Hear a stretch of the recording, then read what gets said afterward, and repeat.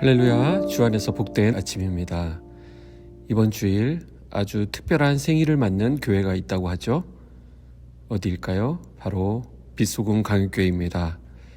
우리 성도님들의 눈물과 기도로 개척된 빛소금이 어느덧 7살 7주년을 맞게 됩니다.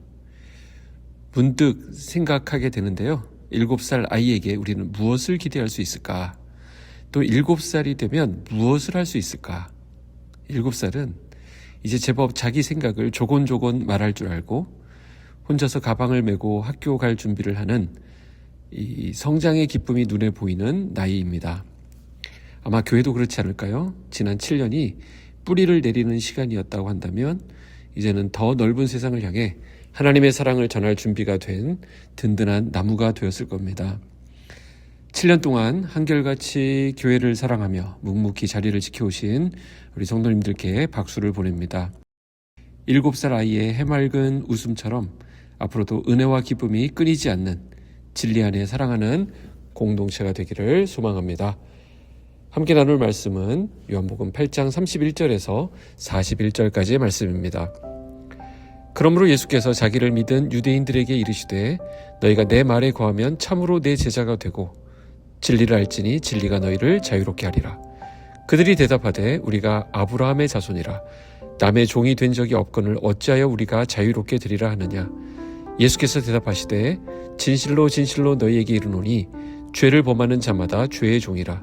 종은 영원히 집에 거하지 못하되 아들은 영원히 거하나니 그러므로 아들이 너희를 자유롭게 하면 너희가 참으로 자유로우리라.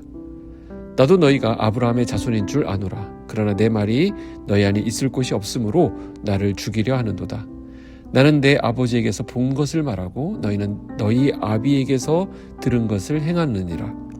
대답하여 이르되 우리 아버지는 아브라함이라 하니 예수께서 이르시되 너희가 아브라함의 자손이면 아브라함이 행한 일들을 할 것이거늘 지금 하나님께 들은 진리를 너희에게 말한 사람이 나를 죽이려 하는도다. 아브라함은 이렇게 하지 아니하였느니라. 너희는 너희 아비가 행한 일들을 하는도다. 대답하되 우리가 음란한 데서 나지 아니하였고 아버지는 한 분뿐이시니 곧 하나님이시로다. 아멘. 오늘 말씀은 너무나 잘 알려진 말씀입니다. 특히 32절이죠. 진리를 알지니 진리가 너희를 자유롭게 하리라. 우리가 빌려 사용하고 있는 영신요고 교정에 들어오면 앞에 크게 붙어있는 그런 말씀이기도 합니다. 그런데 이 말씀을 묵상하다 보면 이런 질문이 떠오릅니다. 과연 나는 정말 자유로운가? 요즘 우리 주변에 보면 겉으로는 굉장히 잘 지내는 것 같지만 실상 들여다보면 마음은 많이 묶여있는 경우들이 있습니다.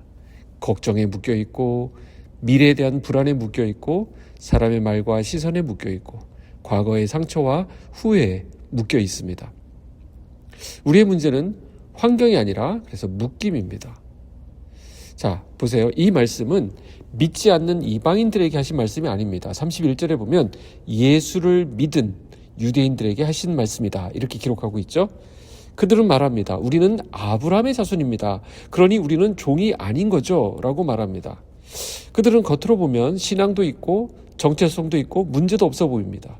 그런데 예수님은 말씀하시는 거예요. 34절에 죄를 범하는 자마다 죄의 종이라. 여기서 종이라고 하는 말은 자유롭지 못하다는 것입니다. 즉 묶여있다는 것이죠. 우리도 그렇지 않습니까? 문제는 크지 않은데 마음은 자유롭지 않을 때가 있습니다. 환경은 괜찮은데 마음은 눌려있을 때가 있습니다. 이것이 바로 죄가 가져오는 묶임입니다. 두려움, 비교, 염려, 정죄감, 무력감, 이 모든 것들이 우리를 묶고 있습니다. 그래서 예수님은 36절에서 말씀하십니다. 아들이 너희를 자유롭게 하면 너희가 참으로 자유하리라. 여기서 중요한 것은 참으로라는 말입니다. 세상이 주는 자유는 일시적입니다. 상황이 좋아질 때만 자유롭습니다. 하지만 예수님이 주시는 자유는 상황과 상관없는 자유입니다. 문제가 있어도 환경이 바뀌지 않아도 마음이 눌리지 않는 그런 자유입니다. 왜 그렇습니까? 우리는 종이 아니라 무엇이죠? 자녀이기 때문입니다. 35절 말씀 보시면 종은 영원히 집에 거하지 못하되 아들은 영원히 거하나니. 여러분, 우리는 누구라고요? 아들입니다. 우리는 쫓겨날 사람이 아니라는 거예요. 우리는 버려질 사람들이 아닙니다. 우리는 하나님의 집에 속한 하나님의 사람입니다.